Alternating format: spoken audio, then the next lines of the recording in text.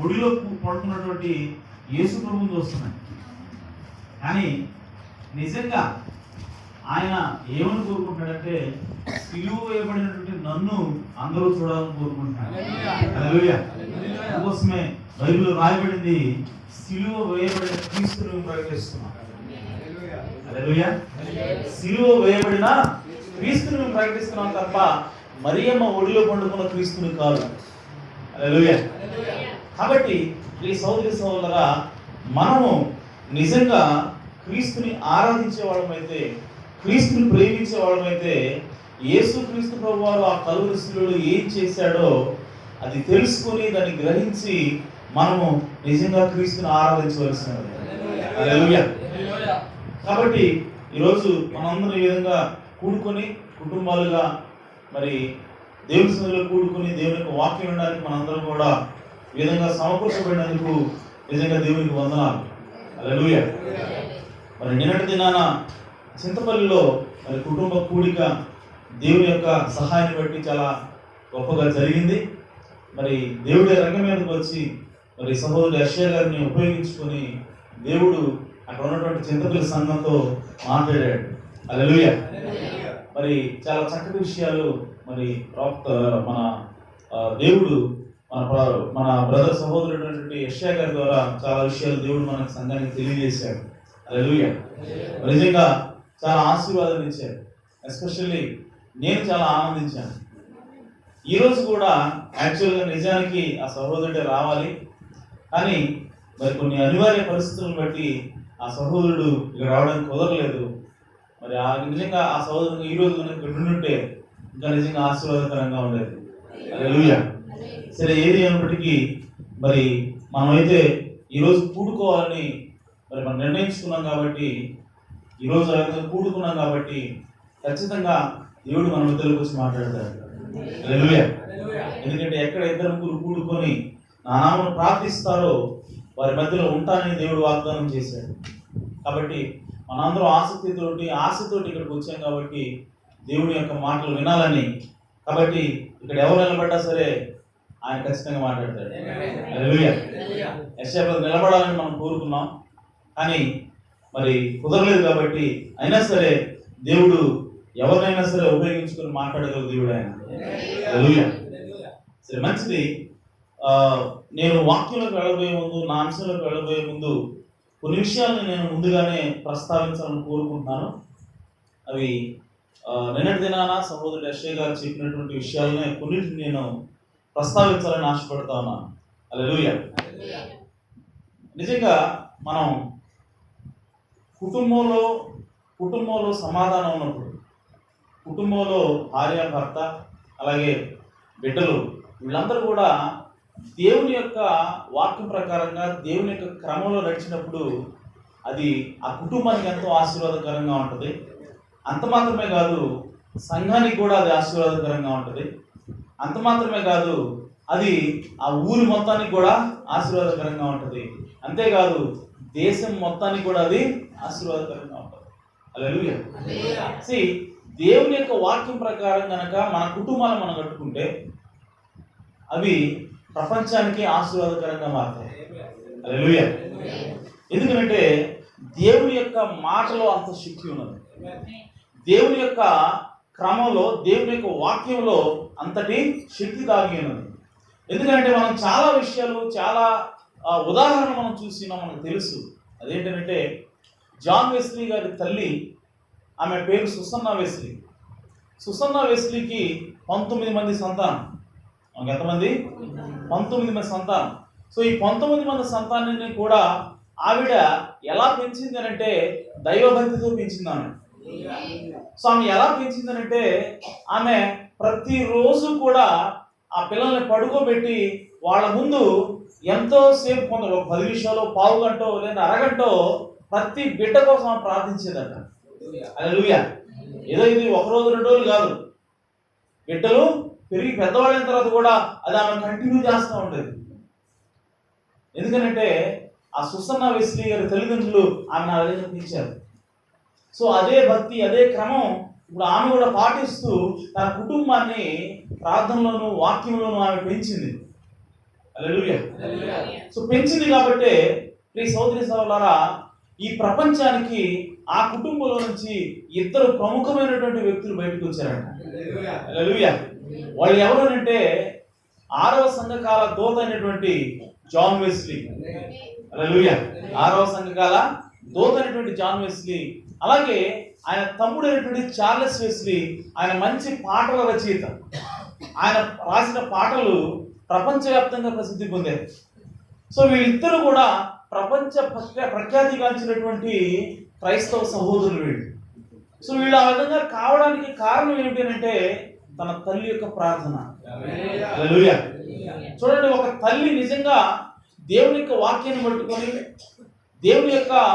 దేవుని మీద తన మనస్సు నిలిపి ఎప్పుడైతే తన బిడ్డల కోసం ప్రార్థన చేసిందో, వాళ్ళు ఎప్పుడూ కూడా లోకంలో కలిసిపోలేదు, కానీ వాళ్ళు ఎప్పుడూ కూడా మరి దేవునికి వ్యతిరేకమే పోలేదు, కానీ వాళ్ళందరూ కూడా రక్షించబడ్డారు. హల్లెలూయా. అంత మాత్రమే కాదు, వాళ్ళలో ఇద్దరు ప్రపంచ ప్రఖ్యాతిగాంచినటువంటి సవార్థికులు అయ్యారు. ఒక ఆయనేమో పాటల రచయిత అయ్యాడు. కాబట్టి వాళ్ళిద్దరి ద్వారా దేవుడు ప్రపంచాన్ని ఆశీర్వదించాడు. హల్లెలూయా. 6వ సంఘకాలంలో ఉన్నటువంటి ఏ వ్యక్తి అయినా సరే ఆనాడు రక్షించబడాలి అని అంటే, ఆ రోజు దేవుడి యొక్క పరలోక రాజ్యంలో చేర్చబడాలి అంటే జాన్ వెస్లీ గారు వర్తమానం విన్నారు. హల్లెలూయా. సో జాన్ వెస్లీ గారి ద్వారానే ఆ రోజు రక్షణ అనేది ఉన్నది ప్రపంచానికి. సో అలాంటి స్థితిలోకి జాన్ వెస్లీ గారిని నిలబడానికి ప్రధాన కారణం ఏంటంటే, జాన్ వెస్లీ గారు ఇచ్చిన సాక్ష్యం ఏంటంటే, నా తల్లి అని చెప్పాడు ఆయన. హల్లెలూయా. నా తల్లి ప్రార్థనలో నేను ఆ విధంగా కొట్టుకొని వచ్చాను అన్నాడు ఆయన. కాబట్టి ఈరోజు మనం కూడా ఆ విధంగానే మన బిడ్డలను పెంచగలిగితే, ఆ విధంగానే మన బిడ్డల కోసం మనం ప్రార్థన చేయగలిగితే, ఖచ్చితంగా మన బిడ్డల్ని ఈ ప్రపంచానికి ఆశీర్వాదకరంగా మార్చగలడు దేవుడు. హల్లెలూయా. అలా జరగాలి అంటే ముందుగా మనము దేవుని కోసం మనం కట్టుకోవాలి. దేవుని యొక్క వాక్యం ఏంటో, దేవుని యొక్క క్రమం ఏమిటో, మన బిడ్డలు ఎలా పెంచాలో, మన కుటుంబాన్ని ఎలా కట్టుకోవాలో, ఈ విషయాలన్నీ కూడా మనం తెలుసుకుంటాము. హల్లెలూయా. కాబట్టి నేను నా బిడ్డలు పెంచుకోవటమే కదా, నా బిడ్డలకి బట్టలు వేయటమే కదా, నా బిడ్డలు స్కూల్ పంపించడమే కదా, ఇదే కదా నా పని అని చెప్పి అనుకుంటే ఈ సోదరి సోదరులారా, అంతకంటే ఎక్కువ పని మనకున్నది, అంతకంటే ఎక్కువ బాధ్యత మనకున్నది. అదేంటంటే మన బిడ్డల్ని క్రీస్తులో పెంచాలి. హల్లెలూయా.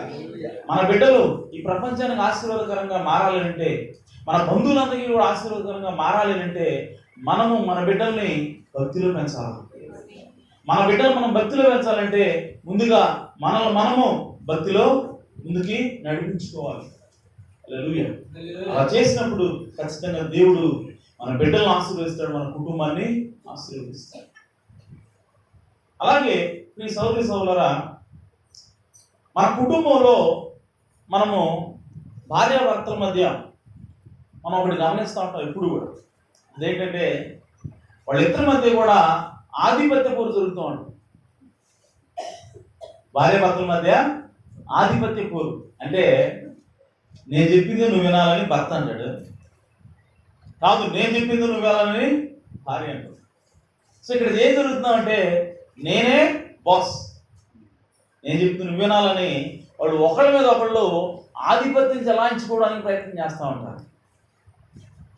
అయితే ఇక్కడ నిజంగా అలాంటి పరిస్థితి ఉన్నప్పుడు కుటుంబంలో ఆ కుటుంబం చాలా దారుణమైనటువంటి పరిస్థితులకు వెళ్ళిపోతుంది. అలాంటి పరిస్థితి ఎందుకు వస్తుంది? ఈ ఆధిపత్య పోరు అనేది భార్యాభర్తల మధ్య ఎందుకు ఉంటుంది అని అంటే, ప్రియ సోదరి సోదరులారా, దానికి అనేక కారణాలు ఉన్నాయి. ఆ కారణాల్లో పెద్ద కారణం ఏంటంటే మన పూర్వీకుల నుంచి వస్తున్నటువంటి సాంప్రదాయం. మన పూర్వీకుల నుంచి వస్తున్నటువంటి సాంప్రదాయం, మనం పెరిగినటువంటి వాతావరణం. సో మీరు కనుక గమనిస్తే అమెరికా దేశంలో భార్యాభర్తల సంబంధం ఒకలాగా ఉంటుంది, ఓకే. లైక్ ఆఫ్రికాలో ఒకలాగా ఉంటుంది, మన దేశంలో ఇంకోలాగా ఉంటుంది. సో దేశానికి ఉన్నటువంటి ఆ పరిస్థితులను బట్టి, ఆ సాంప్రదాయాలను బట్టి, ఆ సంస్కృతిని బట్టి భార్యాభర్తల మధ్య బంధం అనేది అక్కడ నిర్వచించబడతా ఉంటుంది.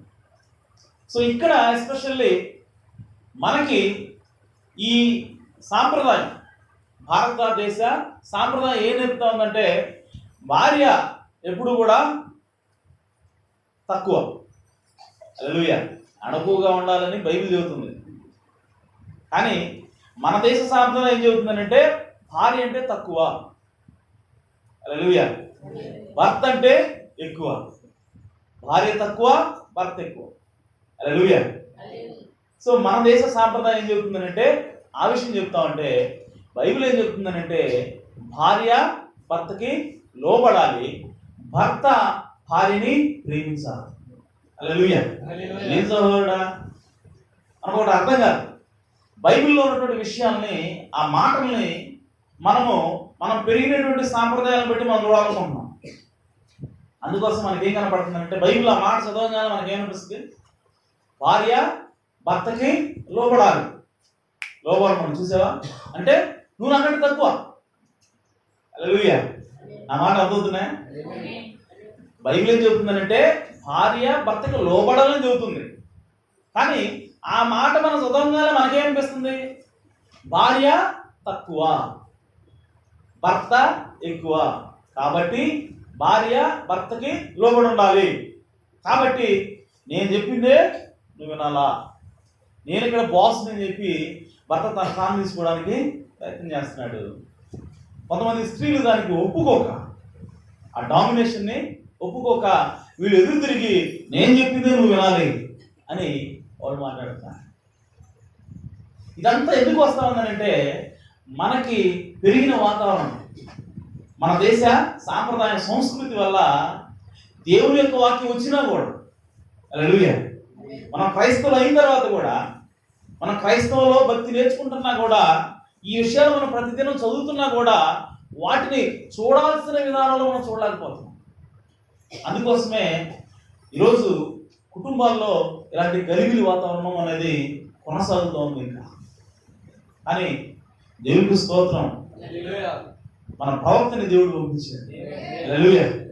ప్రవక్తని దేవుడు పంపించి ఇదిగో మీ దేశ సాంప్రదాయం ఏదైనా సరే, నువ్వు ఆఫ్రికా వాడైనా సరే, ఇండియా వాడైనా సరే, అమెరికా వాడైనా ఎవడైనా సరే, నీకు నీ పూర్వీకులు చెప్పింది, నీకు నీ సాంప్రదాయాలు సంస్కృతి చెప్పింది పక్కన పెట్టి నువ్వు బైబిల్ ఏం చెప్తుందో దాన్ని చూడమని దేవునికి ప్రాప్తి చెప్తా ఉన్నా.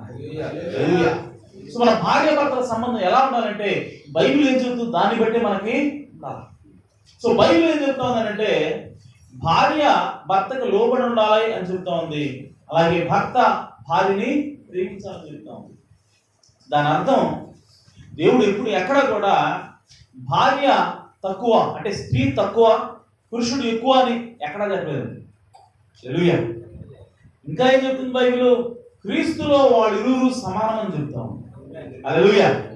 ఆ మాట నేను రెఫరెన్స్ చూపించి చెప్పాల్సిన అవసరం లేదు, మీకు తెలుసు కదా. క్రీస్తులో స్త్రీ పురుషులిద్దరు కూడా సమానమే. మరి స్త్రీ పురుషులిద్దరు సమానమైనప్పుడు స్త్రీని ఎందుకు లోబడి ఉండమంటున్నాడు, హల్లెలూయా. సో స్త్రీ లోబడితే ఆమె ఇక ఎలాగ పురుషుడితో సమానంగా ఉంటుంది అన్నది మనకు అర్థం కావట్లా, హల్లెలూయా.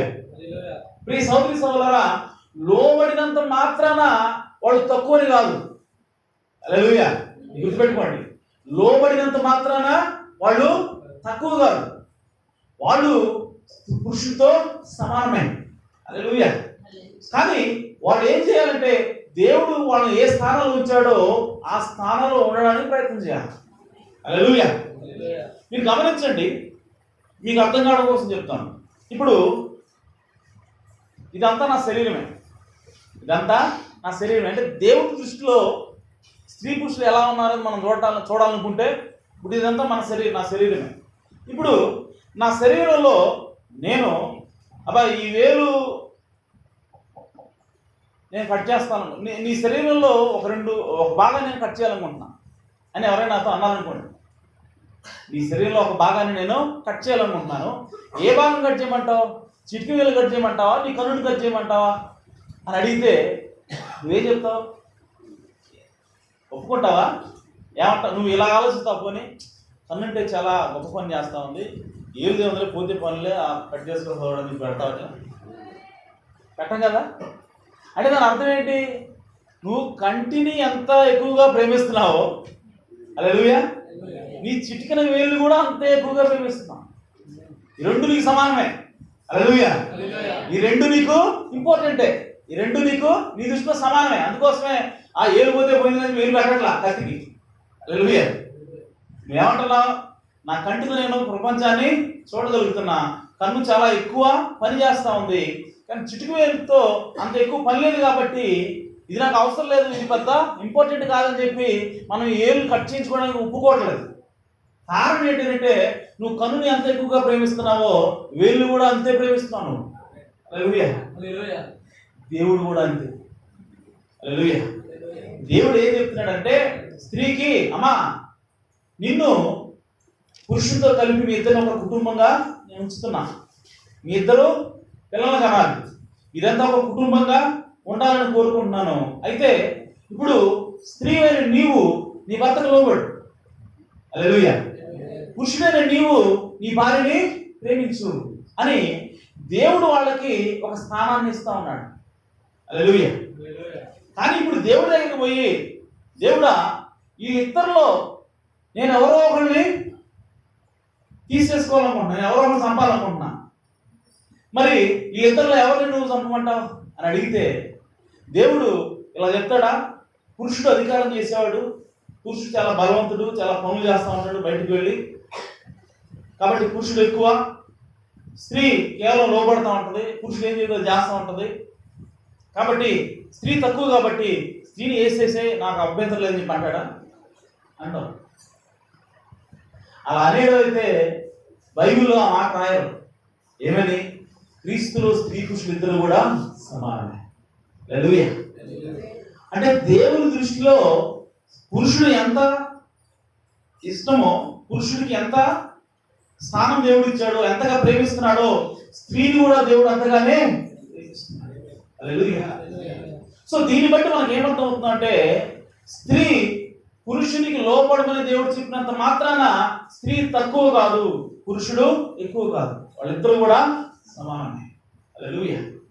ఈ సోదరి సోదరులారా, మనం జనరల్గా మనం ఏం ఆలోచిస్తామంటే మేనేజర్ పోస్టులో ఉన్న ఆయన ఎక్కువ. హల్లెలూయా. ఆ మేనేజర్కి మరి నీళ్ళు ఇచ్చేటువంటి ఆ ప్యూన్ ఉన్నాడు కదా, ప్రైజ్ అందిస్తూ ఉంటాడు, ఆ ప్యూను తక్కువ అని మనం అనుకుంటున్నాం. హల్లెలూయా. జనరల్గా మన ఉద్దేశం, ఆలోచన ఎలా ఉంటుంది. కానీ బైబిల్ తెలిసిన వాళ్ళు ఎవరైనా సరే, హల్లెలూయా, దేవుని ఆత్మచేత నింపబడిన ఎవరైనా సరే, ప్రియ సహోదరి సహోదరులారా, మేనేజర్ గారిని ఎలా గౌరవిస్తారో ప్యూర్ని కూడా అలాగే గౌరవించాలా. హల్లెలూయా. ఎందుకంటే అది ప్యూర్ పని చేస్తున్నాడు అతను, అంతేగాని ప్యూర్ తక్కువని కాదు. హల్లెలూయా. అతను మేనేజర్ పని చేస్తున్నాడు, అంత మాత్రం చేత అతను ఇతని కంటే ఎక్కువని కాదు, వాళ్ళిద్దరు మనుషులే. హల్లెలూయా. వాళ్ళిద్దరు కూడా మనుషులే, కాబట్టి వాళ్ళిద్దరూ సమానమే.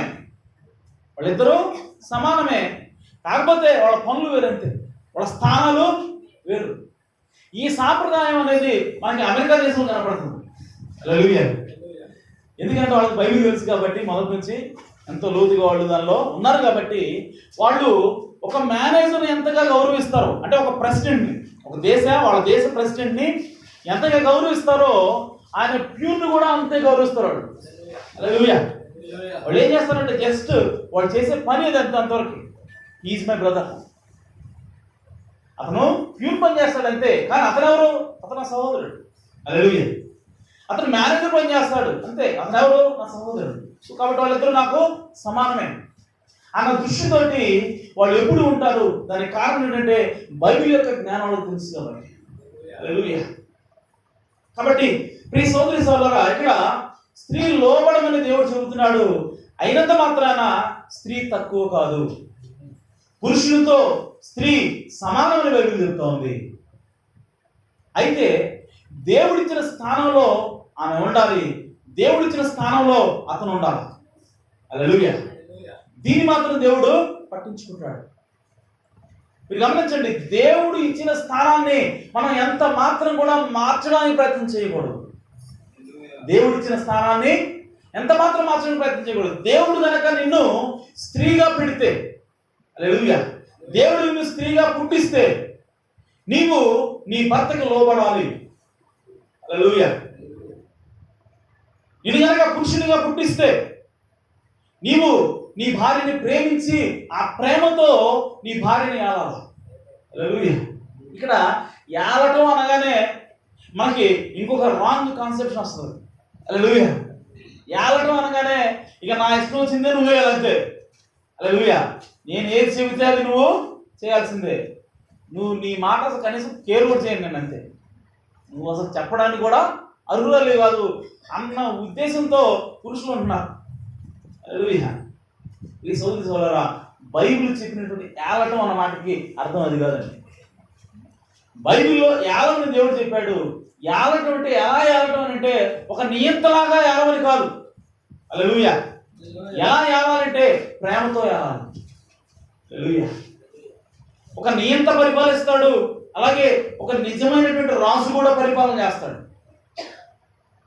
మరి వాళ్ళిద్దరికి తేడా ఏంటంటే, రాజు ఎలా పరిపాలిస్తాడంటే ప్రజలను ప్రేమించి వాళ్ళ మనసును చూరగొనడం ద్వారా ఆ ప్రజలందరూ కూడా, దేశ ప్రజలందరూ కూడా రాజుని ప్రేమించి రాజుకు లోబడి ఉంటారు. హల్లెలూయా. అప్పుడు ఆ రాజు వాళ్ళని ఏలుతున్నట్టు లెక్క. అదే ఒక నియంత పరిపాలన అయితే ఎట్లా తీసుకోండి, ఇట్లా ఒక నియంత అతను కూడా తన రాజ్యాన్ని పరిపాలన చేస్తున్నాడు. ఎలా పరిపాలన చేస్తున్నాడంటే ప్రేమతో కాదు. హల్లెలూయా. ప్రేమతో కాదు. ఎలా చేస్తున్నాడంటే బలవంతంగా చేస్తున్నాడు. హల్లెలూయా. హిట్లర్ ఎలా పరిపాలన చేశాడంటే బలవంతంగా పరిపాలన చేశాడు. నేను 12 గంటలకి నువ్వు ఆ మీటింగ్స్ తీసుకెళ్ళాలి అని చెప్పి కారు డ్రైవర్ చెప్పాడంట. ఒక రోజు 12 గంటలకు తీసుకెళ్ళాలి.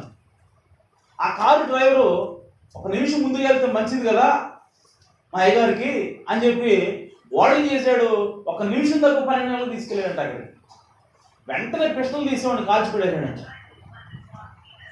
కాల్చి అదేది చంపేసేవాడిని ఏం చెప్పాడంటే కట్టడానికి తీసుకొచ్చాడు, ఇంకా తక్కువగా తీసుకొచ్చాడు కదా అంటే, నేను 12 గంటలకు తీసుకెళ్ళమంటే వాడు 12 గంటలకు తీసుకెళ్ళాలా.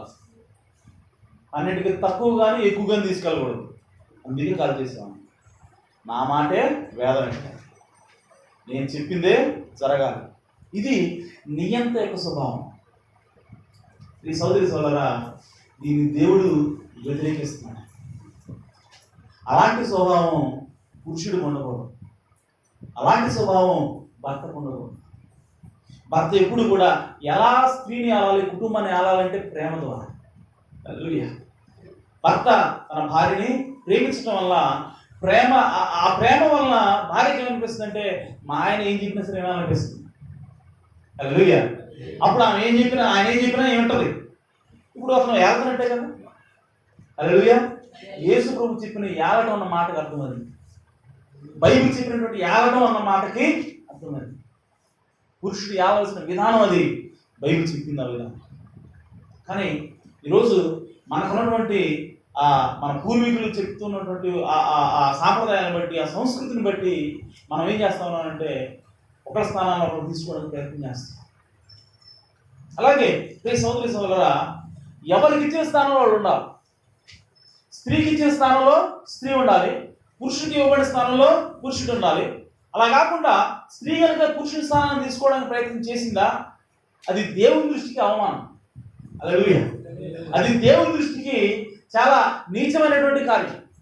అలాగే ఒక పురుషుడు స్త్రీ స్థానాన్ని తీసుకోవడానికి ప్రయత్నం చేస్తే అది కూడా దేవుని దృష్టికి నీచమైనటువంటి కార్యం. ఇది మీకు అర్థం కావడానికి ఒక మాట చెప్తాను. అదేంటంటే ఒక పురుషుడు లేదంటే ఒక స్త్రీ పురుషుల్లాగా ప్యాంట్ షర్ట్లు వేసుకొని, జీన్స్ ప్యాంట్లు వేసుకొని, టోపీ పెట్టుకొని బయట నడుచుకుంటూ వెళ్తుంది అనుకోండి. ఈ రోజులు ఏమనుకుంటున్నారు? ఫ్యాషన్. అది ఫ్యాషన్. మేమేం తక్కువ? హల్లెలూయా.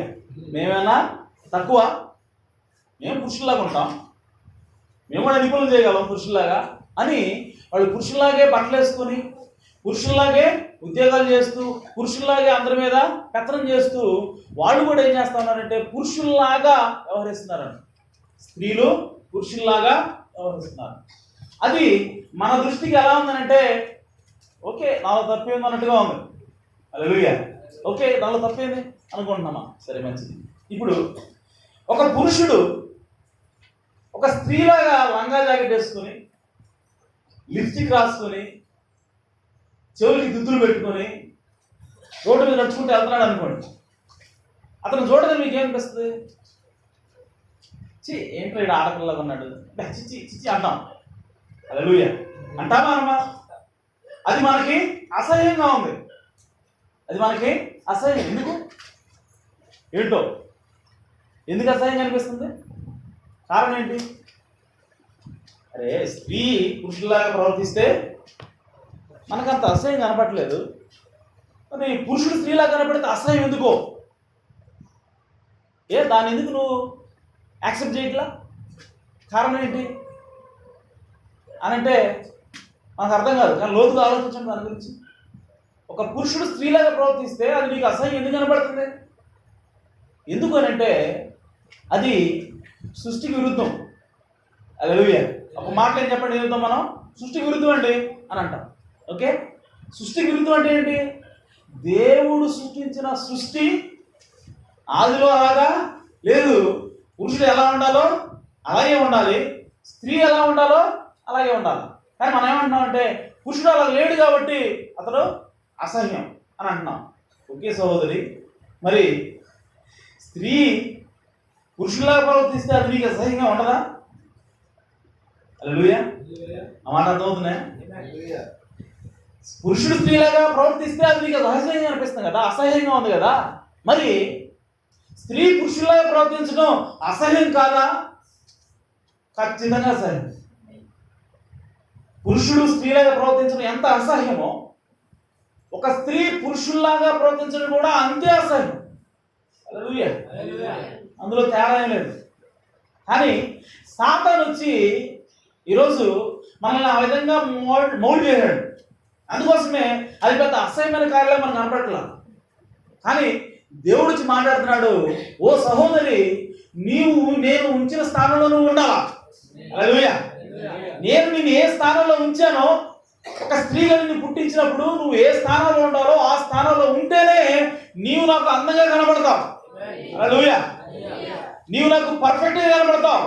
అలా కాకుండా నువ్వు కనుక పురుషుడి స్థానాన్ని తీసుకున్నావా, అది నాకు అసహ్యమైన కార్యం. నిమ్మ దేవుడు మాట్లాడుతున్నాడు, అది నాకు అసహ్యమైన కార్యము, అది చెయ్యొద్దు.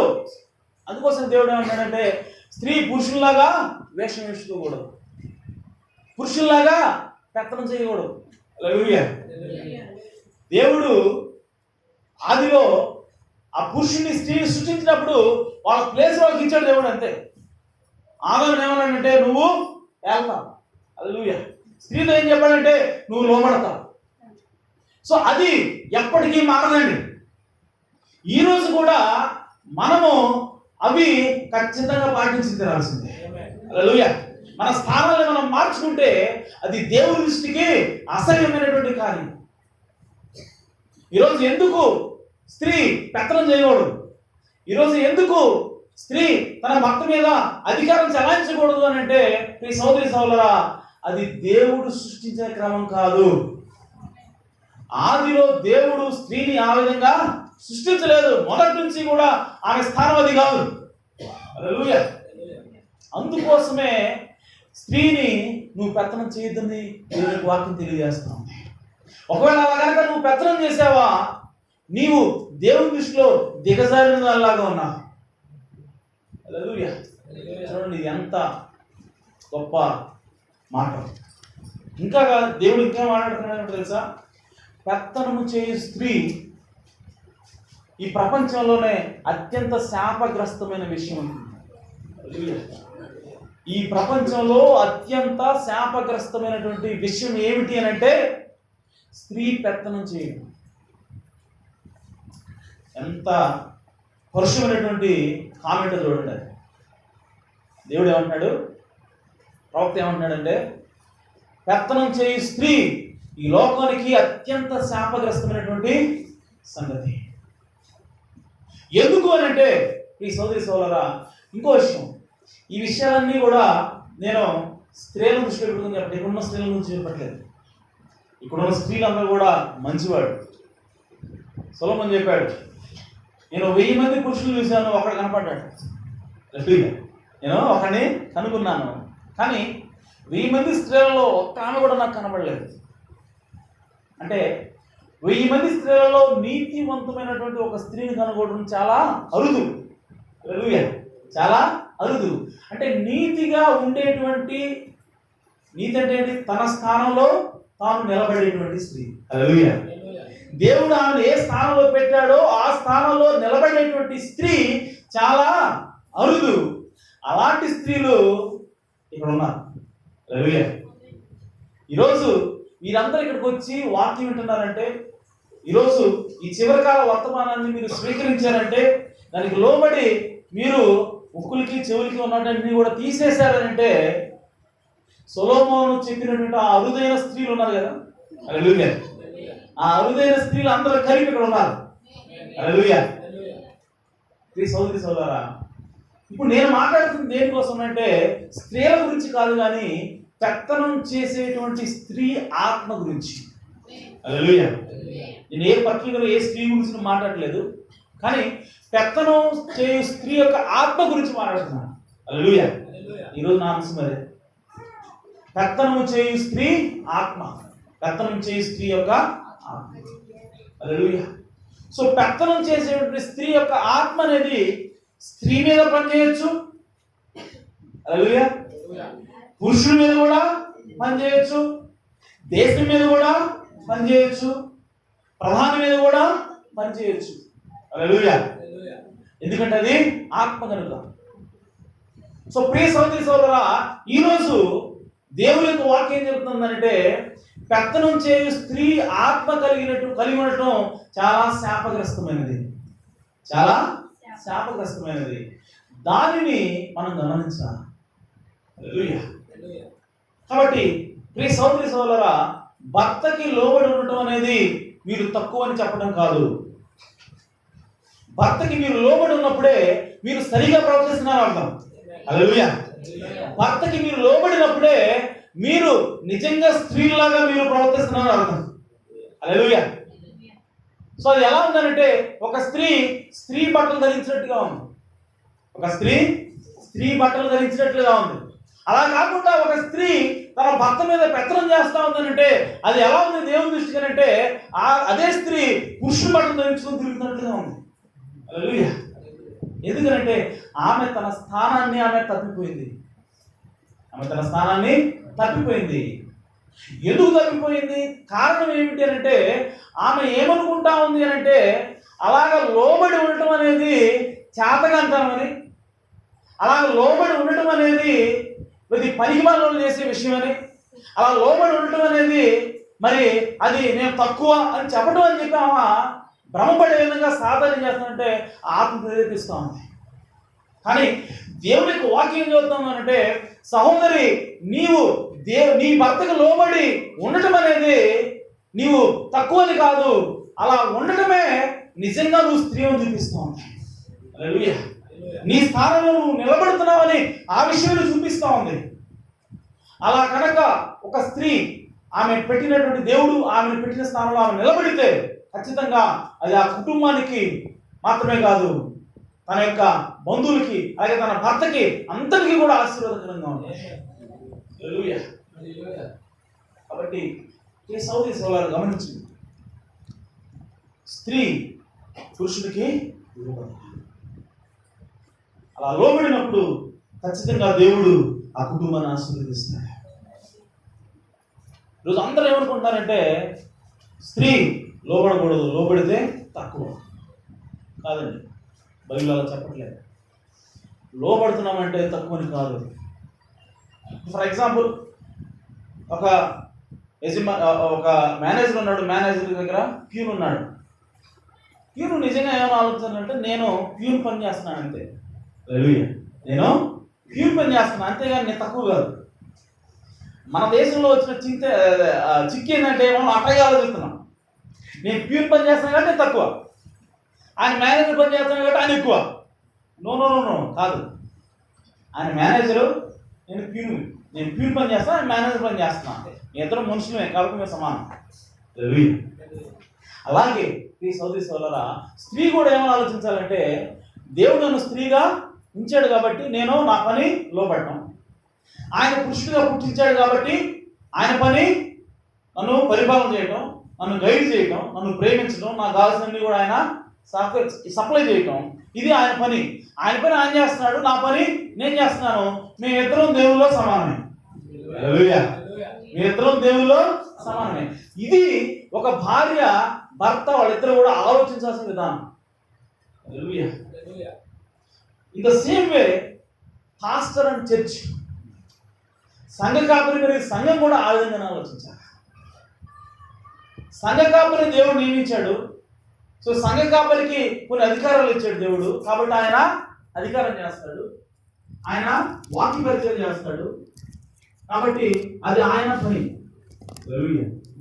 అలాగే సంఘం ఏం చేయాలంటే ఆ పాస్టర్ గారికి లోబడి ఉండాలి. ఆ పాస్టర్ గారికి లోబడి ఉండాలి. సో సంఘం లోబడి ఉంటుంది కాబట్టి పాస్టర్ గారు అక్కడ అధికారం చెలాయిస్తున్నారు. కాబట్టి పాస్టర్ గారు ఎక్కువ, సంఘం తక్కువ అని కాదండి. హల్లెలూయా. పాస్టర్ గారు ఎక్కువ, సంఘం తక్కువ అని కాదు. వాళ్ళిద్దరూ కూడా దేవుని దృష్టిలో సమానం. హల్లెలూయా. ఇప్పుడు పాస్టర్ గారు మనందరూ వదిలే కదా. సో ఇప్పుడు పాస్టర్ గారు ఇక్కడ కూర్చొని మన ఇద్దరం వదువు కదా. హల్లెలూయా. మనందరం వదిలే కదా.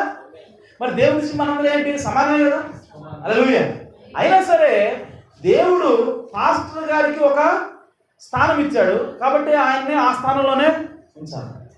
అలాగే సంఘానికి ఒక స్థానం ఇచ్చాడు కాబట్టి సంఘం ఎల్లప్పుడూ కూడా ఆ స్థానంలోనే ఉండాలి.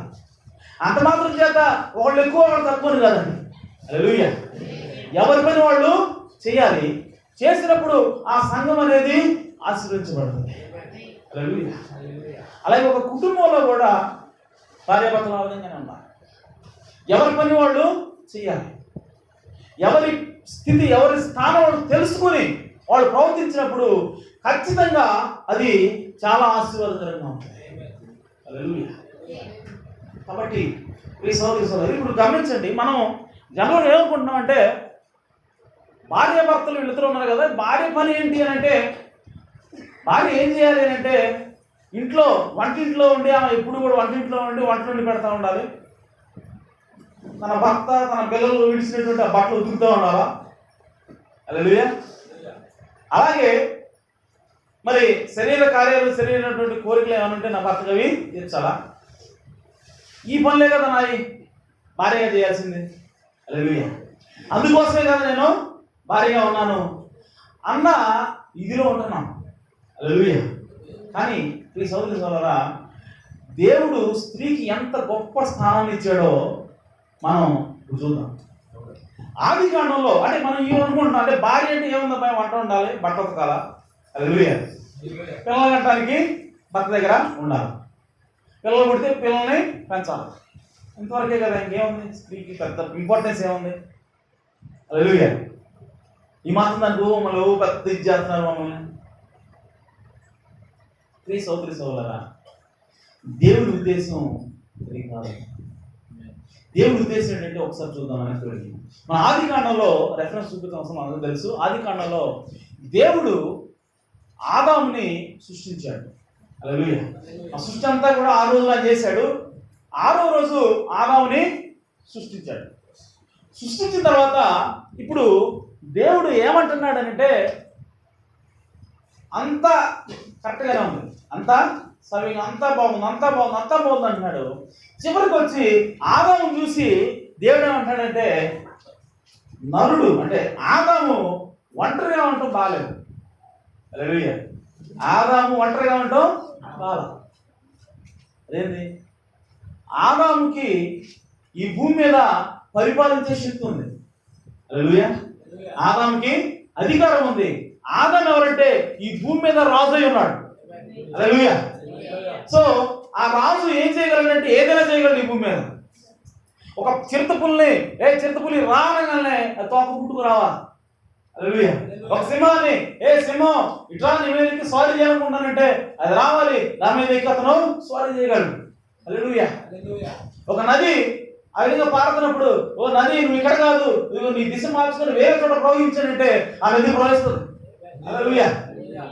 ఒక చెట్టు ఆయన నడుస్తూ వెళ్తున్నప్పుడు అది అడ్డంగా ఉందనిపించింది అనుకోండి, అప్పుడు ఆదాయం అంటే సింపుల్గా చెట్టు ఇక్కడ కాదు, నువ్వు లేచి ఏళ్ళతో లేచి అక్కడ స్థలం కదా అక్కడ నాటపడనగానే అది అలాగే వెళ్ళి అక్కడ హల్లెలూయా. ఏంటి ఇక్కడ ఆదాము యొక్క స్థానం ఏంటి? ఆదాము ఈ భూమి మీద అధికారం కలిగి ఉన్నాడు. హల్లెలూయా. ఈ భూమి మీద ఉన్నటువంటి జంతువుల మీద, పక్షుల మీద, ఈ భూమి మీద ఉన్నటువంటి ఆ నదుల మీద, ఈ భూమి మీద వాతావరణం మీద, అన్నిటి మీద కూడా ఆదాము అధికారిగా ఉన్నాడు. హల్లెలూయా. అలాగే ప్రతిరోజు కూడా దేవుడు వచ్చి ఆదాముతో మాట్లాడుతూ ఉన్నాడు. హల్లెలూయా. సో ఆదాము భూమి మీద రాజుగా ఉన్నాడు, అధికారాన్ని చలాయిస్తా ఉన్నాడు. ఆయన ఏం చెప్పినా సరే జరుగుతూ ఉంది, ఆయన మాటకి తిరుగులేదు. అంత మాత్రమే కాదు, ఆ ఆదాము దేవుడితో సహవాసం కలిగి ఉన్నాడు. హల్లెలూయా. దేవుడితో ప్రతిరోజు ముఖాముఖిగా ఆయన మాట్లాడుతూ ఉన్నాడు. అయినా కూడా ఆదాము ఒంటరిగా ఉన్నాడన్న. హల్లెలూయా. దేవుడు ఏమన్నాడు? ఆదాము ఒంటరిగా ఉన్నాడు. ఇదేంటి? ఆదాము చుట్టూ జంతువులు లేవా? ఆదాము చుట్టూ పక్షులు లేవా? ఆదాముకి అన్నీ లేవా? ఆదాము కోసం దేవుడు ఉన్నాడు కదా. హల్లెలూయా. మరి ఒంటరిగా ఉన్నాడు అంటున్నాడేంటి? గమనించాలి. సో ఆదామును చూసి దేవుడు ఏమంటాడంటే, ఇన్ని ఉన్నా కూడా ఆదామును ఏమంటాడు దేవుడు? ఒంటరిగా ఉన్నాడు. హల్లెలూయా. అది బాగలేదు, అది బాగలేదు. అంటే ఆదాములో ఇన్ని ఉన్నా కూడా, ఇన్ని అధికారం ఉంది, దేవుడితో సహవాసం ఉంది, ఇన్ని ఉన్నా కూడా ఆదాములో ఉన్నటువంటి ఆ ఒంటరితనాన్ని దేవుడు కూడా తీసేయలేకపోతున్నాడు అంట. హల్లెలూయా. నా మాట అర్థమవుతున్నాయా? ఆదాములో ఉన్న ఆ ఒంటరితనాన్ని తీసివేయడం దేవుని వల్ల కూడా కాలేదు. హల్లెలూయా. మరి దేవుడు కూడా తీసివేయనటువంటి ఆ ఒంటరితనాన్ని తీసేయగలిగింది ఎవరంట? హల్లెలూయా. స్త్రీ. హల్లెలూయా. సో నరుడు ఒంటరిగా ఉండటం మంచిది కాదని ఇప్పుడు దేవుడు ఏం చేస్తానంటే ఆదాముకి ఆపరేషన్ చేశాడంట. హల్లెలూయా. ఆదాముకి ఆపరేషన్ చేసి ఆ ఎముకను తీసుకొని, ఆ మాంసం తీసుకొని, అలాగే ఆదాములో ఉన్నటువంటి ఆ స్త్రీ ఆత్మను తీసుకొని, హల్లెలూయా, ఒక శరీరాన్ని చేసి ఆ ఆత్మను అందులో పెట్టి ఇప్పుడు ఆదాము దగ్గర తీసుకొచ్చాడు. హల్లెలూయా. తీసుకురాగానే ఇప్పుడు ఆదాముకి ఎక్కడ లేని సంతోషం వచ్చిందంట. హల్లెలూయా. ఎందుకు సంతోషపడుతున్నాడు ఆయన? నాకు బట్ట దొరకడానికి మంచి స్త్రీ దొరికిందనా? నాకు ఓవెన్ పెట్టడానికి మంచి కుక్కు దొరికిందనా? హల్లెలూయా. అసలు ఆదాము వంట వండాల్సిన అవసరం లేదండి ఆ టైంలో. హల్లెలూయా. ఆదాము బట్ట ఉతకాల్సిన అవసరం లేదు, అప్పుడు బట్టలు లేవు కదా. హల్లెలూయా. అంటే ఆదాముకి అవ్వని సాధ్య అయిన సహాయంగా దేవుడు ఇచ్చాడు అని చెప్పి చెబుతున్నాడు. ఎందుకనంటే బువ్వకోలను పెట్టడానికో బట్ట తొడడానికో కాదండి. హల్లెలూయా. అలాగే కోరికలు తీసుకోవడానికి కూడా కాదు, ఆ టైంలో కోరికలు లేవు కదా. హల్లెలూయా. మరి ఎందుకు స్త్రీని అక్కడ తీసుకొచ్చి పెడతా ఉన్నాడు అంటే ఆదాములో ఉన్నటువంటి ఆ ఒంటరితనాన్ని పోగొట్టడానికి. హల్లెలూయా. అంటే ఆదాములో ఉన్నటువంటి ఏదో తీరని లోటు ఉంది. హల్లెలూయా. ఆదాములో ఇదిగో నేను ఎవరితోనో సహవాసం చేయాలన్నటువంటి కోరిక ఉంది. హల్లెలూయా. సో ఆ కోరికని తృప్తిపరచడం కోసం ఆదాములో ఉన్నటువంటి ఆ మానసిక సంబంధమైనటువంటి ఆ శూన్యాన్ని, ఆ వాక్యంని ఆయన పోర్చడం కోసము ఇప్పుడు ఎవరిని తీసుకొచ్చి పెడతా ఉన్నాడంటే స్త్రీని తీసుకొచ్చి పెడతా ఉన్నాడు. హల్లెలూయా. సోదరి సోదరులారా, స్త్రీ యొక్క స్థానం అది. స్త్రీని ఎందుకు ఇచ్చాడు పురుషుడికి అని అంటే సోదరి సోదరులారా, పురుషుడితో సహవాసం చేయడానికి, పురుషుడు యొక్క మనస్సుని ఎరిగి ఆ మనసులో ఉన్నటువంటి ఆందోళనల్ని, హల్లెలూయా, ఆ మనసులో ఉన్నటువంటి బాధల్ని, వీటన్నిటినీ కూడా ఆమె మాన్పడానికి దేవుడు స్త్రీని పురుషుడి కోసం ఇచ్చాడు. హల్లెలూయా. ఈరోజు స్త్రీలు కొంతమంది దాన్ని అర్థం చేసుకోక, హల్లెలూయా, దేవుని యొక్క చిత్తాన్ని ఆమె పట్ల పురుషుడికి ఎందుకు ఇచ్చాడో, ఆమె అసలు ఎందుకు ఇచ్చాడో, స్త్రీని ఎందుకు పుట్టించాడో అర్థం కానిటువంటి స్త్రీలు ఏం చేస్తున్నారంటే నేను బట్టలు తొడవే కదా నా పని, నేను అంటుకోవటమే కదా నా పని, పిల్లల్ని అంటమే కదా నా పని అని చెప్పి అవన్నీ చేస్తా అసలైన దాన్ని చేయకుండా. హల్లెలూయా. అసలైంది ఏంటి అంటే తన పురుషుని మనసును అర్థం చేసుకోవాలి. తన పురుషుల్లో ఉన్నటువంటి ఆందోళన ఏంటి, ఆ బాధ ఏంటి, ఆయనకి ఏం కావాలి, మానసికంగా ఆయనకి ఒక సాంత్వన కావాలా? హల్లెలూయా. సాంత్వన అనేది ఇవ్వగలిగింది ఎవరు అని అంటే తల్లిదండ్రులు ఎవరేరు, అన్నదమ్ములు ఎవరేరు. ఎవరు ఇవ్వగలరంటే కేవలం తన భార్య మాత్రమే ఇవ్వగలరు. హల్లెలూయా. అది అసలైన డ్యూటీ. హల్లెలూయా. అది అసలైన డ్యూటీ. ఈరోజు ఎందుకు కుటుంబాలు బద్దలైపోతున్నాయి? ఈరోజు ఎందుకు కుటుంబాల్లో శాంతి లేదు, సమాధానం లేదు అని అంటే మీ సోదరి సోదరులారా, స్త్రీ ఆ విషయాన్ని వదిలిపెట్టేస్తుంది, అన్నీ చేస్తుంది. కొంతమంది అయితే 5 స్టార్ హోటల్లో చెఫ్ కూడా సరిపోడు వాళ్ళ వంటలకి, అంత చక్కగా వండుతారు. వాళ్ళు ఉదిగితే అసలు పక్కన తల మెరిసిపోతుంటాయి, వాళ్ళు అంట్లు తోమితే తల మెరుస్తుంటాయి, అసలు ఇల్లు ఇప్పుడు శుభ్రంగా ఉంటుంది. కానీ భర్త మనసు మాత్రం వాళ్ళు తెలుసుకుంటారు. భర్త యొక్క కోరిక ఏంటి, వాళ్ళ ఆశ ఏంటి, వాళ్ళు ఏ పరిస్థితిలో ఉన్నారు, వాళ్ళు ఏ స్థితిలో ఉన్నారు. ఇప్పుడు ఒకసారి ఆందోళన ఉంటాడు, ఆ ఆందోళన ఉన్న అతనికి ఆమె సాంత్వన వాళ్ళయా ఏం కాదులే అంత సర్దుకుంటుందని చెప్పాలి. హల్లెలూయా. అతను సంతోషంగా ఉన్నాడు అనుకుంటే ఆ సంతోషాన్ని కూడా పాలు పొందాలా. ఆ సంతోషం ఉన్నప్పుడు ఓ సంతోషించాలి, తర్వాత చూడు ఏమవుతుందో అని అంటే హల్లెలూయా. అంటే స్త్రీ తన యొక్క ప్రథమ కర్తవ్యం దేవుడు ఏ ఉద్దేశం అయితే ఉంచాడో అది తప్ప మిగతాన్ని నెరవేరుతున్నాడు. హల్లెలూయా. అందుకోసమే ఈరోజు కుటుంబాలు అనేవి బద్దలైపోతున్నాయి, కుటుంబాలు అనేవి విచ్ఛిన్నం అయిపోతున్నాయి. కాబట్టి ప్రియ సహోదరులారా, దేవుడు మీకు ఇచ్చిన గొప్ప స్థానం ఏంటో తెలుసా? దేవుడు కూడా ఆ పురుషుడికి తీసేయలేనటువంటి ఆ ఒంటరితనాన్ని తీసేయగలిగే శక్తి మీలో పెట్టాడు దేవుడు. హల్లెలూయా. ఆ ఒంటరితనాన్ని తీసేయడానికే దేవుడు మిమ్మల్ని వాళ్ళ కోసం ఇచ్చింది. హల్లెలూయా. ఆ ఒక్క పని చేయండి సార్. హల్లెలూయా. అంటే దాని మొత్తం ఇంకా అంట్లో వద్దు గోవంటుందని కాదండి. హల్లెలూయా. ఇవన్నీ సెకండరీ, ఇవన్నీ కూడా చెయ్యాలి. కానీ ప్రథమ కర్తవ్యం ఏంటి అని అంటే నీ భర్తకి అన్ని విషయాల్లో కూడా తోడుగా ఉండాలి. నీ భర్త మనసుని ఎరిగి నువ్వు ప్రవర్తించాలా. నీ భర్తకు నువ్వు సాంత్వన కలిగించాలా. నీ భర్త బయట నుంచి ఉదయం నుంచి సాయంత్రం వరకు పనులు చేసుకొని అలసిపోయి వచ్చి మీ కోసం పిల్లల కోసం కష్టపడి వస్తే అది ఎన్నో టెన్షన్స్తో వస్తాడు. ఆ టెన్షన్లో వచ్చినప్పుడు నువ్వు చక్కగా తయారయ్యి ఎదురుగా దగ్గరికి వెళ్ళి చిరునవ్వుతో పలకరించాలి. హల్లెలూయా. చిరునవ్వుతో పలకరించి, ఓ నా హస్బెండ్ ఎలా ఉన్నావు, అంత హ్యాపీయా, బాధ జరిగిందా, రా, ఏదన్నా బాధ ఉందనుకో, ఏం కాదులే రా అని చూసుకుంటా. హల్లెలూయా. ఏం కాదు, పోతుంది, ప్రార్థన చేద్దాం, దేవుడు నన్ను తీసేస్తాడు అని చెప్పాలి. హల్లెలూయా. అప్పుడు ఆ భర్తకి కొండంత అందా. కానీ స్త్రీ ఏమనుకుంటుందంటే ఈ చూడటానికి ఎంత ఎత్తున్నాడు, ఎంతలా ఉన్నాడు. హల్లెలూయా. ఊరంతా భయపడుతుంది మా ఆయనకి, నేను ఆయన పొచ్చిగించేది నేను చెప్పేది ధైర్యం అని అనుకుంటున్నారు. కాదండి, ఎవరు చెప్పినా సరే అదొక లెక్క, మీరు చెప్పింది అసలేని లెక్క. హల్లెలూయా. కాబట్టి స్త్రీ యొక్క పని ఏమిటంటే అది అసలైన పని. తన భర్తకి మానసికంగా సపోర్ట్ ఇవ్వాలి, మానసికంగా తనలో ఉన్న ఒంటరితనాన్ని ఆమె పోగొట్టాలి. అప్పుడు ఆమె నిజంగా ఆ ఇంటికి ఆశీర్వాదకరంగా మారుతుంది. ఆ భార్య భర్తలు ఇద్దరు కూడా చాలా చక్కగా అన్యోన్యంగా ఉంటారు, వాళ్ళ కుటుంబం చాలా సంతోషంగా ఉంటుంది. హల్లెలూయా. కాబట్టి ప్రియ సోదరి సోదరులారా, ఒకవేళ మీ ఆయన నిన్ను ప్రేమించకపోయినా సరే, మీ ఆయన నిన్ను సరిగా చూసుకోకపోయినా సరే, నీవు కనుక లోపడను కనుక చేస్తే, నీవు కనుక నీ స్థానాన్ని నువ్వు కోల్పోకుండా ఉంటే, హల్లెలూయా, నీ స్థానాన్ని నువ్వు కోల్పోకుండా అంటే నువ్వు పెత్తనం చేయకూడదు. వాడు దారి తిరుగుతున్నాడు అని చెప్పి నీ ఇష్టం వచ్చినట్టు నువ్వు చేయడానికి లేదు. నీ భర్తకు నువ్వు లోబడి ఉంటే ఖచ్చితంగా ఆ లోబడటం అనేది, ఆ ప్రేమ అనేది నీ భర్తను ఖచ్చితంగా మారుస్తుంది.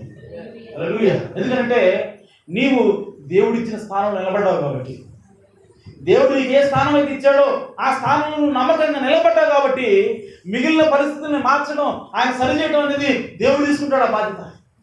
హల్లెలూయా. కొంతమంది ఏం ఆలోచిస్తారంటే స్త్రీలు, నా భర్తకి జ్ఞానం లేదు, నా భర్తకి సంపాదించడం చేత కాదు, నా భర్తకి మాట్లాడడం చేత కాదు, కాబట్టి నేనే చేస్తా అన్ని, వాడికి ఏం తెలియదు. హల్లెలూయా. ఏం మాట్లాడుతున్నాడు వాడు, అతనికి ఏమీ తెలియదు, అతను జ్ఞానం లేనాడు అని చెప్పి వాళ్ళు ఏం చేస్తున్నారంటే తన భర్త యొక్క స్థానాన్ని తీసుకుని ప్రయత్నం చేస్తున్నాడు. హల్లెలూయా. సోదరి సోదరులారా, అతను జ్ఞానం లేనివాడైనా సరే, అతను సంపాదించి చేత చదువుకున్నా సరే, స్త్రీ ఎప్పుడు కూడా తన స్థానంలోనే నిలబడాలా. తన భర్త స్థానాన్ని ఎప్పుడు కూడా తీసుకోవడానికి ప్రయత్నం చేయకూడదు. అలా కనుక తీసుకుంటే ఆ కుటుంబం అనేది నరకంగా మారుతుంది, ఆ కుటుంబం అనేది శాపగ్రస్తం అవుతుంది. ఎందుకనంటే ప్రవక్త ఇంకా ఏమన్నాడు తెలుసా? అలాంటి డామినేటింగ్ ఫీమేల్ స్పిరిట్ ఉన్నటువంటి ఎవరైనా సరే వాళ్ళు ఎలా ఉన్నారంటే, ఈ సోదరి సోదరా, అది ఏదో కాదు, అది అంత్యక్రీస్తు అని అంటున్నాడు. హల్లెలూయా. చూడంత దారుణంగా. అలాంటి డామినేటింగ్ ఫీమేల్ స్పిరిట్, అలాంటి పెత్తనం చేసేటువంటి స్త్రీ ఆత్మ కలిగి ఉండటం ఏమిటో తెలుసా? అది అంత్యక్రీస్తు ఆత్మ, అది క్రీస్తు యొక్క విరోధి అని దేవుని యొక్క ప్రవక్త తెలియజేస్తున్నాడు ఆత్మానం. కాబట్టి నువ్వు ఎంత బాగా నీకు తెలిసిన రోజు జ్ఞానం ఉండొచ్చు, అయినా సరే నువ్వేం చేయాలంటే ఆ టైంకి ఏదైనా పని చేసి మళ్ళీ నీ స్థానంలో కూర్చొని నిలబడాలి. అయ్యా నాదేమో మా ఆయనదే, మా ఆయనదే అంతా. హల్లెలూయా. మా ఆయనదేనండి, మా ఆయన ఏ జీవితం చేస్తా. అలా కాకుండా నువ్వే ముందు దూరిపోయానికి ఏం ఆయన మాట్లాడేది నేను మాట్లాడదాం చెప్పు అయింది అని అంటే నువ్వు నీ స్థానాన్ని తప్పిపోతున్నావు. హల్లెలూయా. అలా కాదు. వాళ్ళు నేను జ్ఞానం లేకపోతే ఆయనకి సలహా ఇవ్వు. హల్లెలూయా. ఆయనకి సలహా ఇవ్వు, అంతేగాని నీ చేతగా తప్పుకొని నేను వస్తా అని అన్నావా, నీవు నీ స్థానాన్ని తప్పిపోతున్నావు. యెజబెలు స్త్రీ కూడా అదే చేసింది. యెజబెలు ఏం చేసింది తెలుసా? ఒకరోజు వాళ్ళ ఆయన దిగాలుగా కూర్చున్నాడు. ఇంటికి వచ్చి కూర్చుంటే నేను అడిగిందంట, ఏంటి అంత నీరసంగా ఉన్నావేంది, అంత నిరుత్సాహంగా ఉన్నావేంది అని చెప్పి అడిగితే, ఏం చేస్తాం, నాబాతు అనేవాడు ఒకడున్నాడు, వాడి ద్రాక్ష తోట చాలా బాగుంది, ఆ ద్రాక్ష తోట కొందామని చెప్పి నేను అడిగాను, వాడు నాకు ఈయనన్నాడు అని చెప్పాడు. చెప్పగానే ఇంకా అదేమనంటే, నేను చాలా ఎక్కువ రేట్ ఇస్తాను అబ్బాయి ఈ పొలానికి, ఆ ద్రాక్ష తోట నాకు ఇవ్వు అని చెప్పాడు. ఎవరు అతను? రాజు. హల్లెలూయా. రాజు అయినటువంటి ఆహాబు తన భార్యతోటి యెజబెల్ తోటి మాట్లాడుతున్నాడు, చెబుతుంటే ఏమన్నా తెలుసా? సర్లే ఇష్టం, ఆయన ఇష్టం లేకపోతే మనకి ఎందుకు, వదిలేసి, మన రాజులం కదా, మనకి తక్కువ పొలం భూమి లేదా మనకి అని చెప్పాల్సింది పోయి ఆమె ఏమంటుందంటే, ఈ ఇశ్రాయేల్ దేశానికి రాజు నువ్వు కాదా? హల్లెలూయా. ఇశ్రాయేల్ దేశానికి రాజు నువ్వు కాదా? నీ మాటకి ఎదురేమనుందా? సో వాడంతా, వాడు పిశానంత. నాబాతు అనేవాడు చిన్న రైతోడు, వాడుకున్న 1 ఎకరమే. 1 ఎకరం పొలం రైతు నువ్వు చెప్పింది వెనకపోవటమా? అసలు నువ్వు మనిషివేనా, పురుషుడేనా నువ్వు? హల్లెలూయా. చూడండి ఏం మాట్లాడుతున్నా, పురుషుడేనా? ఊరుకో, భోజనం చేయి, నేను ఇప్పిస్తాను నీకు. హల్లెలూయా. ఏమంటున్నావా? నేను నీకు ఆ పొలాన్ని ఇప్పిస్తాను. ఆమె అతని స్థానాన్ని తీసుకుంటుంది. ఆమె అతని స్థానం సలహా ఏమివ్వాలి? అయ్యా అట్లా కాదు, ఎట్లా చెయ్యని చెప్పాలి.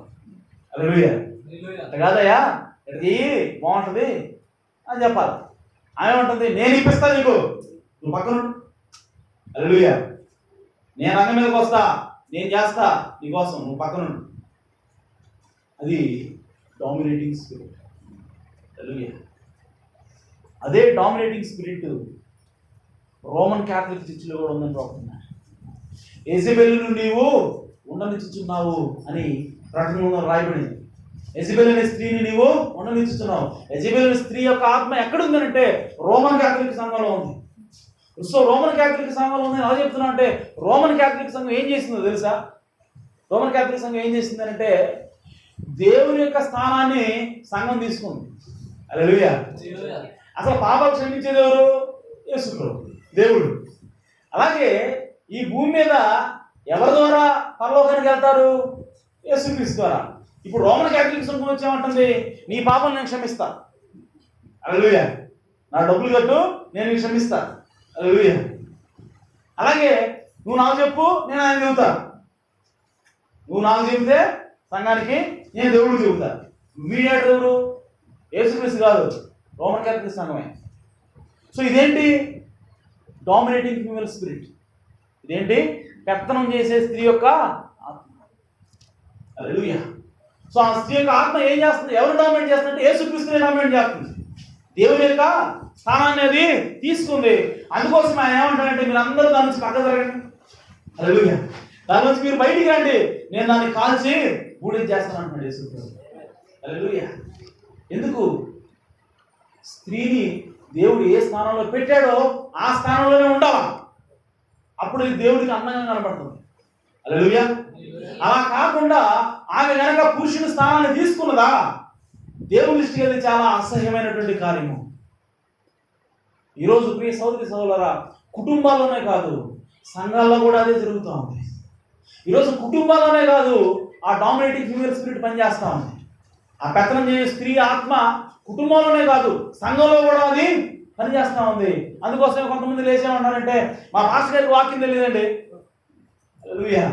మా పాస్టర్ గారికి వాక్యం తెలియదు, నేను చాలా బాగా చదువుతా, నాకు ఇంగ్లీష్ వచ్చు, ఇంగ్లీష్లో వర్తమానం చదివాను నేను, కాబట్టి ఆయన చెప్పేది నేను చెబుతా, నాకు చెప్పలేమైంది, ఆయన బోధించేది అని చెప్పి అంటున్నామంటే దాని అర్థం ఏంటంటే you are possessed with dominating female spirit.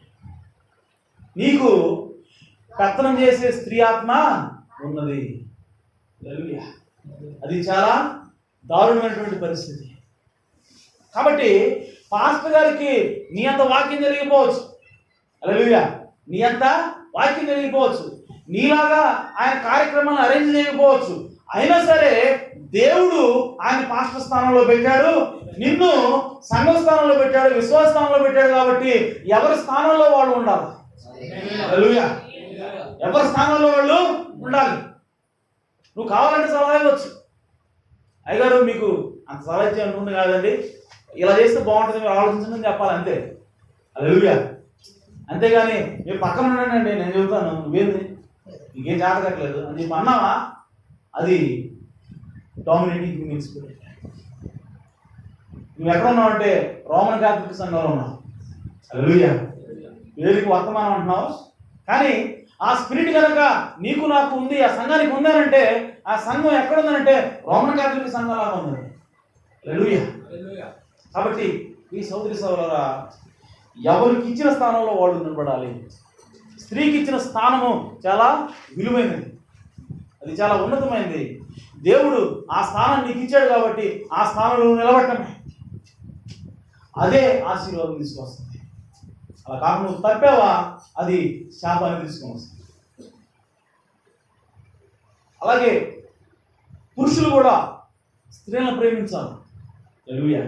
పురుషులు స్త్రీలని ప్రేమించాలి. పురుషుడు స్త్రీని ఏలాలి, పురుషుడు కుటుంబాన్ని ఏలాలి. కుటుంబాన్ని ఏలటం అంటే ఇందా చెప్పినట్టు హిట్లర్లాగా నియంతలాగా పరిపాలించడం కాదు, హిట్లర్లాగా నియంతలాగా పరిపాలించడం. కొంతమంది పురుషులు ఏమంటారు తెలుసా, అసలు స్త్రీ మాట్లాడకూడదు, అసలు స్త్రీ మాట్లాడకూడదు. ఇప్పుడు ఏదన్నా ఒక ఇంట్లో కార్యక్రమం జరుగుతోంది, సో జరుగుతున్నప్పుడు ఆ స్త్రీ ఏమంటుందంటే అయ్యా చికెన్ పెడితే మనకి కొంచెం బాగా కదా, మనకి డబ్బులు లేవు కదా పరిస్థితులు, కూరగాయలను సాంబార్ పెడదాంలే ఎలా ఉంటుందో చూడండి అని అంటుంది. అనగానే ఈ డామినేటింగ్ ఫీమేల్ స్పిరిట్ కలిగిన ఈ పురుషుడు హల్లెలూయా ఏం చెప్తున్నా ఇప్పుడు దాకా, ఈ పెత్తనం చేసే స్త్రీ ఆత్మ అనేది స్త్రీ మీద పనిచేయచ్చు, పురుషుడి మీద కూడా పనిచేయచ్చు. హల్లెలూయా. స్త్రీ మీద పనిచేయచ్చు, పురుషుడి మీద పనిచేయచ్చు. అలాంటి డామినేటింగ్ ఫీమేల్ స్పిరిట్ కలిగినటువంటి ఆ భర్త ఏమంటాడు తెలుసా, అసలు నువ్వు చెబితే నేను ఇదేంది, నువ్వు చెబితే నేను ఇదేంది, అసలు నువ్వు మాట్లాడకూడదు, అంతే, నువ్వు అసలు మాట్లాడకూడదు, నేనేం చెప్పానో అది చేయడం అంతవరకు నీ బాధ్యత. అసలు నీ మైండ్ కానీ నీ ఆలోచన కానీ అసలు వినపడటానికి కూడా వీల్లేదు, నీ ఆలోచన నీ సజెషన్ కూడా అవసరం లేదు నాకు. నువ్వు చికెన్ వద్దు సాంబార్ పెడదామన్నా కాబట్టి అప్పు చేసినా సరే చికెన్ పెడతా. హల్లెలూయా. ఏంటిది? Dominating female spirit. Dominating female spirit. ఈ సౌదరి సోదరా, పురుషుడు ఎప్పుడు కూడా అలా ఉండకూడదు, పురుషుడు ఎప్పుడు అలా ఉండకూడదు. ఆమె ప్రేమతో సలహా ఇచ్చింది, నువ్వు ఆలోచించుకొని ఓకే నాకు కూడా బాగుందమ్మా, నాకు నచ్చింది అని అంటే అమలు చేయి, అందులో తప్పేం లేదండి. హల్లెలూయా. మనకున్న సాంప్రదాయాలను బట్టి మనకున్న సంస్కృతిని బట్టి ఏమంటాడు, ఒరే వాడు పెళ్ళం మాట వినేవాడు రా. హల్లెలూయా. వాడు పెళ్ళం మాట వినేవాడు. పెళ్ళం ఒక గీత గీసాడంటే చదవన్నాడు వాడు. ఏ సోదరి సోదరులారా, దేవుని వాక్యం అలా చెప్పట్లేదు. భార్య ఏదైనా సలహా ఇస్తే తీసుకోవచ్చు, తప్పులేదు దాన్ని. కానీ భార్య ఎప్పుడు కూడా నేను చెప్పింది జరగాల్సిందంతే, నేను చెప్తున్నాను సాంబార్ పెట్టాలని సాంబారే పెట్టాలంతే, నేను ఒప్పుకోను అని అన్నదా, అది తప్పు.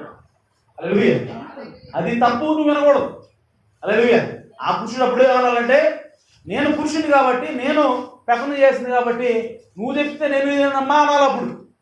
హల్లెలూయా. అంతేగాని సలహా ఇచ్చినంత మాత్రం ఆ మాట కూడా దూరం బాగూడదు. హల్లెలూయా. కాబట్టి పురుషుడు ఎప్పుడు కూడా ప్రేమతోనే వెళ్ళాలి, ప్రేమతోనే వెళ్ళాలి. ఇతను చెప్పిన ఆమె లోబడాలి. సో లోబడేట్టుగా చేసుకోవాలి. హల్లెలూయా. ఆ మాట అర్థమవుతున్నాయా? లోబడేట్టుగా చేసుకోవాలి. ఎలా చేసుకోవాలి అంటే, ఇప్పుడు మనోళ్ళు అనుసరిస్తున్న విధానం ఏంటి తెలుసా? కొట్టడం, తిట్టడం, జుట్టుబట్టి లాగటం, బలవంతం చేయటం. ఇలా చేస్తే అప్పుడు ఆమె నా మాట తింటది కాబట్టి నేను ఇప్పుడు వెళ్తున్నట్లు లెక్క. హల్లెలూయా. నా మాట అర్థమవుతున్నాయా? అది ఏలటమే. ఎలా వెళ్తున్నట్టు అంటే యేసు ప్రభు వెళ్తాం కాదు, యేసు ప్రభు వెళ్ళినట్టు కాదు, అది హిట్లర్ వెళ్ళినట్టు. హల్లెలూయా. హిట్లరు వెళ్ళినట్టు. మరి యేసు ప్రభు ఎలా వెళ్ళాడు? యేసు ప్రభు చెప్పిన మాట మనం వింటున్నామా లేదా? యేసు ప్రభు చెప్పిన మాట మనం లోబడుతున్నామా లేదా? అంటే యేసు ప్రభు మనల్ని వెళ్తున్నాడా లేదా? మరి ఆయన మనల్ని వెళ్తున్నాడు అంటే ఎలా వెళ్తున్నాడు? మనం కొట్టాడు ఆయన? జుట్టు పట్టుకుని లాగాడు ఎప్పుడన్నా? హల్లెలూయా. లాగాడు ఎప్పుడన్నా? లాగలేదు. మనం కొట్టలేదు, తిట్టలేదు, ఏం చేయలేదు. ఏం చేశాడు ఆయన? మన కోసం ప్రాణం పెట్టాడు ఆయన. హల్లెలూయా. మనల్ని ప్రేమించాడు ఆయన. మన కోసం చనిపోయేంతగా ఆయన ప్రేమని మన పట్ల చూపించాడు. కాబట్టి మనం ఏమంటున్నాం? నువ్వేనా ప్రభువు, హల్లెలూయా, నువ్వే నా హృదయం మీద అధికారివి, నువ్వు ఎలా చెబితే అలా వింటావు ప్రభువా అంటున్నాం మనం. హల్లెలూయా. ఇప్పుడు యేసు ప్రభు వెళ్తున్నట్ట, లేదంటే చేతగాని వాళ్ళగా ఆమె ఏం చేసినా మెదకుండా ఉన్నట్ట? కాదు. యేసు ప్రభు వెళ్తున్నాడు. ఎలా వెళ్తున్నాడు అంటే ప్రేమ చూపించడం ద్వారా. పురుషుడు కూడా తన స్త్రీని, తన కుటుంబాన్ని ఎలా ఏలాలి అంటే ప్రేమతో ఏలాలి. హల్లెలూయా. ప్రేమ చూపించడం ద్వారానే ఏలాలి తప్ప మిగిలిన ఏ పద్ధతిలో అయినా. అందుకోసం ప్రవక్త అన్నాడు, నిజమైన పురుషుడు ఎప్పుడు కూడా స్త్రీని కొట్టడు. నిజమైన పురుషుడు ఎప్పుడు స్త్రీని కొట్టడు. కొట్టాల్సిన అవసరం లేదు. ప్రేమిస్తే ఆటోమేటిక్గా ఆమె లోబడుతుందని దేవుని వాక్యం తెలుసు కాబట్టి ప్రవక్త మాట మాట్లాడుతున్నాడు. కాబట్టి ఈ సోదరి సోదరులారా, ఈ విధంగా కనుక మనము ఎవరి స్థానంలో వాళ్ళు నిలబడితే, ఎవరికి అప్పచెప్పిన పనిని దేవుడు ఆ విధంగా మనం కనుక నెరవేర్చగలిగితే ఆ కుటుంబాలు ఎప్పుడూ కూడా నిత్యం నిలబడి ఉంటాయి. హల్లెలూయా. ఆ కుటుంబాలు శాంతి సమాధానం ఉంటుంది. ఆ కుటుంబాలు అనేక మందికి ఆశీర్వాదకరంగా ఉంటాయి. కాబట్టి ఆ డామినేటింగ్ ఫీమేల్ స్పిరిట్ ఒకవేళ మనం ఉన్నట్లయితే దాన్ని తీసేసుకుందాం.